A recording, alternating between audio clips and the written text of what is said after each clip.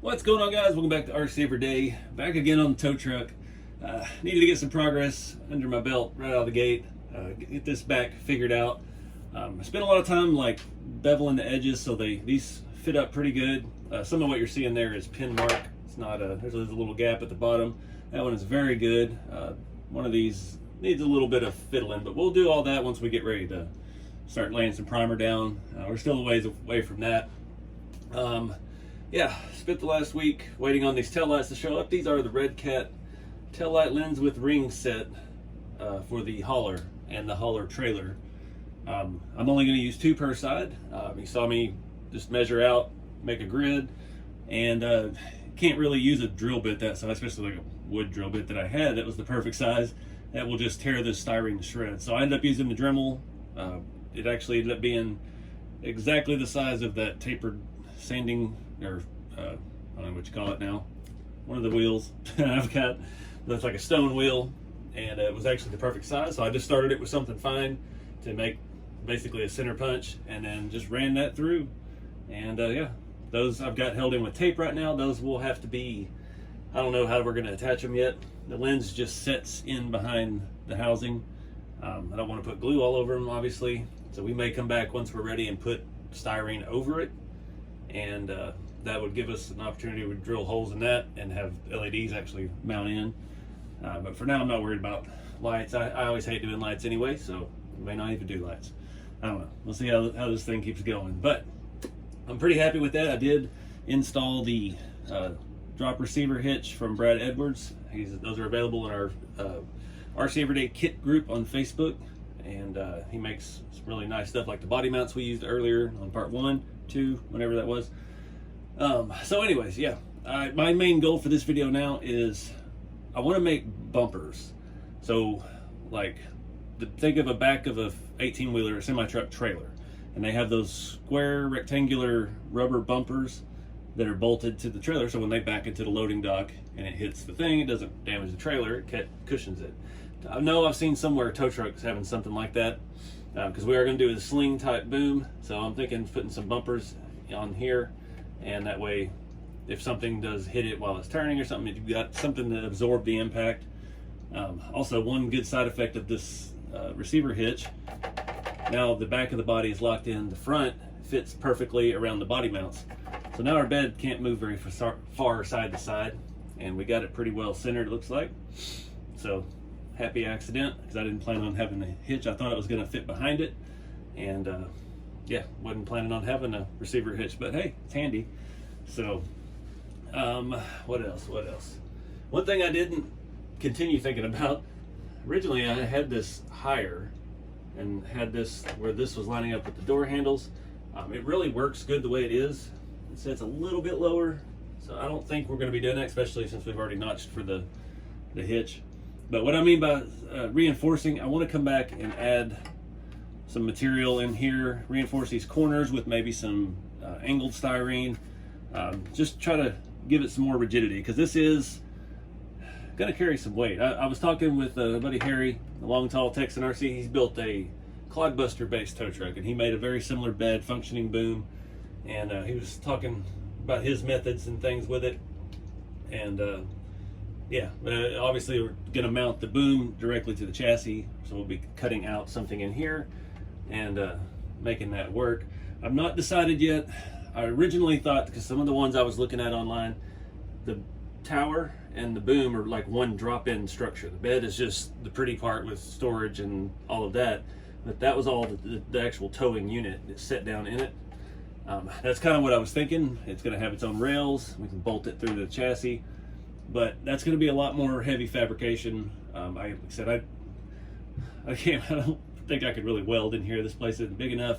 I do have a welder, but then also with the steel, we're adding a ton of weight. So I think we're going to go aluminum on all of that, but still brainstorming that. But we definitely need to reinforce the body. Some of these upper sections are pretty thin. Bottom sections back here, I mean, we just have glued seams, so we do need to add something in there. I may hold off on the back though. Everything's contingent on the next step.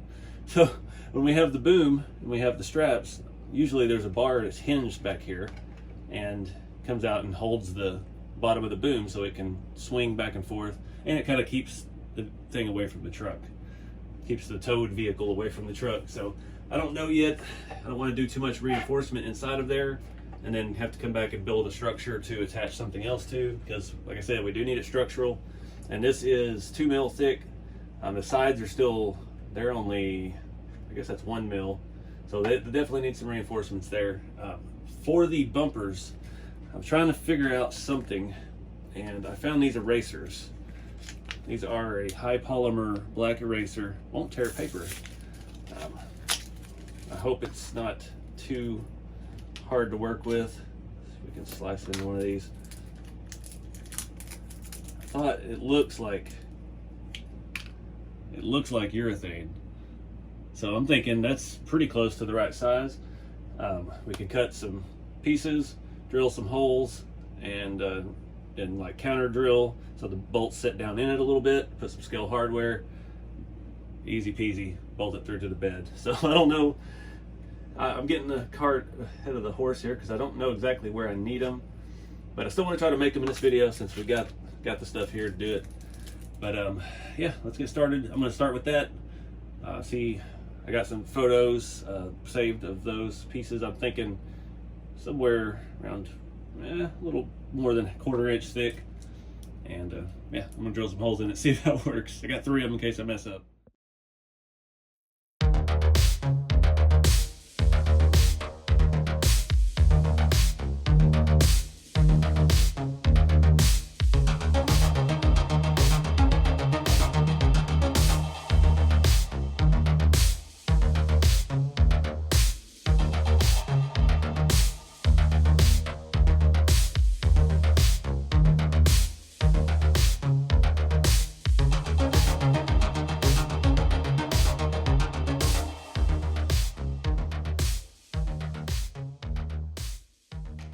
Alright guys, I don't think that material is going to work. I got one that looks pretty good. I'm thinking that's the location, somewhere in this area, but I definitely want to wait. The other one's split, and they are cracking, so I think with a little more precise drilling, maybe upsizing a little bit, because it is so flexible, and it stretches around the drill bit, so we need to go up a size so that when we put the screw in, it's not pulling itself apart. I mean, I don't know yet if this truck's going to have a patina paint job or it's going to be shiny, so I don't want to put a bad one on there. Plus, drilling into that soft rubber, I guarantee you they were not straight. You can see I've shaved these down a little bit, trimmed some off here and there. So definitely something I want to experiment more with. But I'm thinking those bumpers going somewhere on the body like this. But we'll wait on that until we get ready to hang the boom and all of that stuff. So anyways, I'm going to get back to reinforcing this body. I'm just going to start taking some scrap pieces. I know I've got some angled pieces that we can put in these corners, and that's really going to add a lot of strength. And I'm just going to keep using the same glue we used last time, Plastruct Bondine, and just go to town with it. What else? So like some of these seams we can file down with our metal file. I don't recommend like putting this on the bench sander to try and level off things like that. That one I'll probably actually cut some with scissors earlier, but that's a little bit thicker, so that probably wouldn't work. Yeah, we need to trim up some of that stuff and just try to make everything edge out as best as we can. So I'm gonna get started.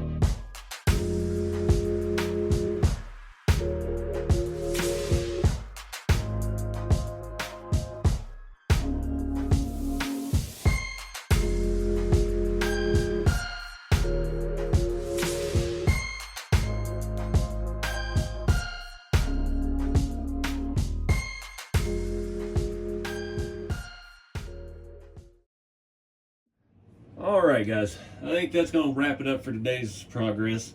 Not a whole lot of groundbreaking stuff. We got taillights in. That was a big step. Did a lot of reinforcements.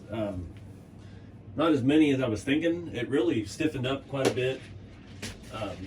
It doesn't all have to be like the deck where we use the solid rods. I mean, just even this very thin section with another very thin, I think that was, that might be 0.5 mil or 0.75. That has really added some strength in here. So the angled pieces in the corners and all the stuff underneath, I doubled up on these because this side here is going to be likely impacted on things, so we wanted this very robust. Added some layers up here. It doesn't have to all connect. I mean, we're just beefing up what we got, and added one across the back because I had a piece the right size. That's kind of how I do it. I just go through and start playing with the scraps. I added another piece in here because I had one that was close. Had some pieces that were pretty well in here. Like our side pieces were way too thin to start with. So yeah, adding that 2 mil reinforcement in there. Once we get onto the back and figure out how we're going to hold the lights in and how we're going to mount the other doodad that I don't know the name of, then we can add some more reinforcement in here. You can bend styrene pretty easy. You just heat it. So we could probably make a piece. I probably shouldn't have put that one in yet, but it just felt right at the time. So that's what we did. Now we definitely need to reinforce these corners, but of course they're not perfectly 90. This side is out a little bit, so we couldn't just use a piece of the angled stock. It wouldn't really do us any good in there. So I'm happy with it. Everything is jiving good. We got to clean up a few edges. This thing is filthy from me picking it up by these little handles, but it feels very solid, and I'm digging it. So again, those are the redcat hauler and hauler trailer tail lights. Yeah, that's just it's starting to come back to me. Like I said in the other video, I haven't done a lot of styrene in a long time, and yeah, starting to come back. Layers are your friends. You can stack all these pieces up, and it really adds some rigidity. Anytime you can cover a seam with a solid piece, you're adding strength to it. I mean, if this was on a crawler, we'd probably do a little more reinforcement, especially on the back end. The way these, like on TF2s, your back of your truck drags on the rocks, but this is pretty short compared to the truck bed, even the Blazer back end. So we probably are an inch shorter than that. So if it's something you're looking at doing, give it a shot. This stuff is not that daunting to work with. Like I said, it's all about the right glue and just making good cuts and having fun with it. Get a good, nice, sharp blade and don't slice your finger off. I used, this was another sheet I had, 1.5 mil thick evergreen, Plastruct, and even like these big square sheets here I got on Amazon. I'll try to put those in my Amazon store. Stay away from these kind of drill bits on styrene. Use high-speed Dremel disc wheels things. It can get away from you real quick, but also it'll give you a nice accurate hole.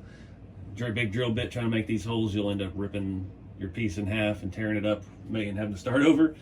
And I don't think anybody enjoys doing things twice. So I think that's going to wrap it up for this one. I'm not sure where to pick up next time. I really need to figure out the wheel tubs, and I've seen some folks using PVC caps and things like that. So I've got to get some measurements, take the bed with me to the hardware store. I mean, we have to have probably a pretty large, maybe a 8 or 9 inch PVC cap that we could just cut a section out of and get some real nice wheel wells out of it. Containers, plastic containers. I was looking at the one that my CustomRC hand wipes came in, the Hide wipes, but I know it's a little flimsy and it's full, and I don't want to dry out my brand new can of those. But things like that, Tupperware. May go raid the kitchen here in a little bit, see what Tupperware I've got. It's what we did on the original Amigo interior that I made. I used rectangle, wasn't the best looking stuff, but hey, did the job. So I did have an issue with that. That was actually like a Rubbermaid container. That was a thicker one, and I couldn't get any of the glues to bond with the styrene, and that it was either one or the other, so I don't know. But anyways, I posted on social media about the rear bumper thing, and I've got a ton of good suggestions from you guys on materials to use, anything from cutting lugs off of mountain bike tires to Eddie's RC sent me a thing about some kind of body bushing block, just a block of rubber for Volkswagen Beetle. So it was only $7, and it looked like it might last us a long time making cool stuff out of rubber. So picked that up, and we'll try that out next time. But wheel tubs, and maybe we'll play with the bumper some more. But we really got to start looking at the boom and the rack system. So I've got to go shopping for some aluminum. I was talking with Long Tall CustomRC about that, about the materials he used to make the boom, make it slide in and out. And yeah, just got to figure out what direction I want to go with that. Start looking at how we're going to attach it. I really need to get this thing a permanent way to mount to all of this. I'm thinking possibly we could sandwich our skid in here with the boom and bolt it underneath with like an L bracket, and then bolt that to the chassis. It would be kind of a pain to get at the screws in there because the chassis is sitting about this high. But I don't know, lots of options. I mean, we can do it any way we want as long as it works. So anyways, guys, get out there, do some fun with the hobby, keep it scale. We'll see you next time.